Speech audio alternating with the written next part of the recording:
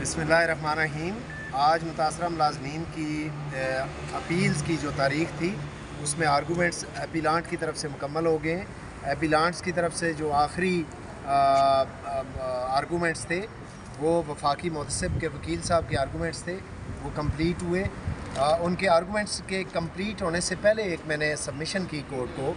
मैंने ये अर्ज़ किया कि लास्ट डेट पे एडिशनल अटॉर्नी जनरल ने ऑनरेबल कोर्ट में एक मौक़िफ़ पेश किया। उन्होंने कहा कि गवर्नमेंट कमेटी की डायरेक्शंस को सपोर्ट नहीं कर रही। तो मैंने उनके स्टेटमेंट से कबल एक ICA में CMs के ज़रिए प्राइम मिनिस्टर सेक्रेटेरिएट का एक लेटर मैंने सबमिट किया कोर्ट में, जिसमें प्राइम मिनिस्टर सेक्रेटेरिएट की तरफ से ये डायरेक्शन जारी हुई थी कि कमेटी की जितनी भी डायरेक्शंस हैं उन पे अमल किया जाए। वो लेटर वो हमने अनेक्स किया और इंट्रा कोर्ट अपील के साथ वो लफ हो चुका है। एक साइड पे प्राइम मिनिस्टर सेक्रेटेरिएट का मौक़िफ़ है और दूसरी साइड पे एडिशनल अटॉर्नी जनरल साहब का मौक़िफ़ है, जिसमें शदीद तज़ाद है।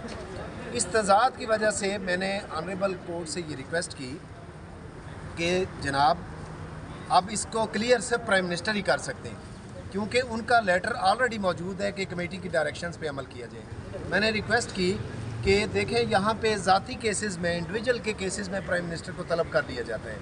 ये 4 लाख ख़ानदानों की रोटी और रिज़्क़ का मामला है। मैंने कहा कि इसमें प्राइम मिनिस्टर साहब को तलब करें सालतन, और प्राइम मिनिस्टर ये बताएं कि क्या वो कमेटी की डायरेक्शंस को सपोर्ट करते थे या करते हैं या नहीं करते, ताकि ये क्लियर हो कोर्ट के सामने। और दूसरा एक और बात भी इससे क्लियर हो सकती है कि देखें कि एक वर्जन आर्गूमेंट्स के दरमियान ये भी है कि ये जो कमेटी की डायरेक्शंस हैं इनको दोबारा पार्लिमान के सामने पेश किया जाए। अगर प्राइम मिनिस्टर को यहाँ पे तलब किया जाता है, एक तो उनका कि कमेटी की डायरेक्शंस को सपोर्ट करते हैं या नहीं करते, ये क्लियर हो जाएगा।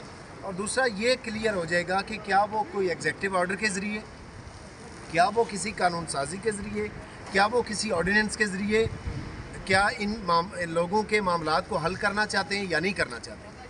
तो मैं समझता हूँ कि अगर प्राइम मिनिस्टर इस ऑनरेबल कोर्ट के सामने आके अपना ये मौक़िफ़ दे दें तो ये जो पाकिस्तान भर के मुतासरा मुलाज़मीन हैं उनके बहुत सारे मसाइल हल हो सकते हैं। और सबसे बढ़ के ये कि ये इतना बड़ा और गंभीर इशू कि जो अब यूँ समझें कि कोर्ट में रह गया है या बिल्कुल सरदखाने की तरफ जा रहा है, तो उस इशू को प्राइम मिनिस्टर टेकअप कर सकते हैं, प्राइम मिनिस्टर उसको दोबारा रिव्यू कर सकते हैं और इस पे अपनी डायरेक्शन जारी कर सकते हैं। लेकिन ऑनरेबल कोर्ट ने इसमें ऑब्जर्वेशन दी, उन्होंने कहा कि ये हम पे छोड़ दें कि हमने इसमें क्या करना है। लेकिन ये हमारी रिक्वेस्ट और सबमिशन ऑनरेबल कोर्ट से दोबारा भी रहेगी कि प्राइम मिनिस्टर को इस केस में बुलाया जाए, असालतन बुलाया जाए, ताकि ये क्लोज़ हो मामला।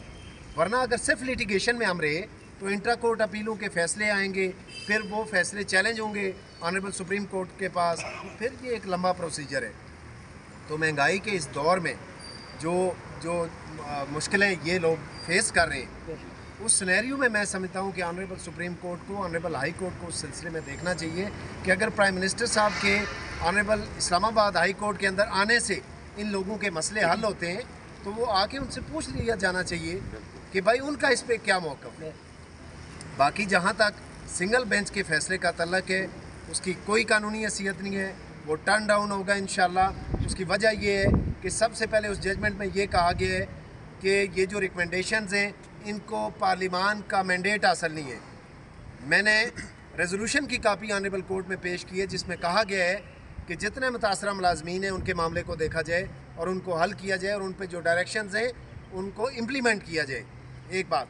दूसरी बात, जो गवर्नमेंट का मौक़िफ़ है, इस जजमेंट में ये कहा गया है कि गवर्नमेंट पार्लिमानी कमेटी बराए मुतासरा मुलाज़मीन की डायरेक्शंस को सपोर्ट नहीं करती। तो मैंने उसके जवाब में जो प्राइम मिनिस्टर सेक्रेटेरिएट का लेटर है वो सफ़ा मिसल पे मैं लेके आया हूँ कि प्राइम मिनिस्टर सेक्रेटेरिएट तो ये कह रहा है, गवर्नमेंट किस चीज़ का नाम है, स्पीकर जो है वो रूलिंग को, उस पर रूलिंग दे रहा है कि इन पे अमल किया जाए जो डायरेक्शंस हैं कमेटी की। फाइनेंस डिवीज़न उस पर सर्कुलर जारी कर रहा है, एस्टेब्लिशमेंट डिवीज़न ने उस पर सर्कुलर जारी किए हैं, मिनिस्ट्री ऑफ लॉ ने उस पर सर्कुलर जारी किए हैं, और सबसे बढ़ के प्राइम मिनिस्टर सेक्रेटेरिएट ने اس پہ سرکولر جاری کیا ہے کہ جو ڈائریکشنز ہیں ان کو امپلیمنٹ کیا جائے. تو گورنمنٹ کس چیز کا نام ہے؟ کیا ایڈیشنل اٹارنی جنرل کے بیان کو گورنمنٹ کہا جائے گا کہ جبکہ دوسری سائڈ پہ پرائم منسٹر سیکریٹریٹ کا ایک موقف موجود ہے؟ اس کے بعد میں سمجھتا ہوں کہ وہ جو ججمنٹ ہے سنگل بینچ کی ججمنٹ ہے اس میں بہت سارے لکونیز ہیں, بہت زیادہ انلیگیلٹیز ہیں.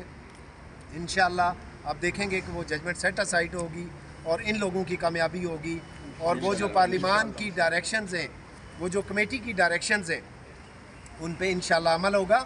اور اگر خدا نہ خواستہ ہم یہاں سے اس آنریبل کورٹ سے ہمیں ریلیف نہیں ملتا تو ہمارے پاس آپشن موجود ہے سپریم کورٹ آف پاکستان کا. لیکن میں اگین پھر وہی بات کر رہا ہوں کہ اگر پرائم منسٹر یہاں پہ آئیں, ان کو اس کیس میں بلایا جائے, ان کا موقف لیا جائے, تو یہ معاملہ کٹ شارٹ ہو سکتا ہے. لوگوں کے اکنامک مسائل, ان کے جو شدید اس وقت مہنگائی کے دور میں جو کرش ہو رہے ہیں, وہ ان کے معاملات جو ہیں وہ سالو ہو سکتے ہیں اور جلدی حل ہو سکتے ہیں. Thank you very much. Raja صاحب یہاں پر ایک آپ سے سوال کرنا چاہوں گا.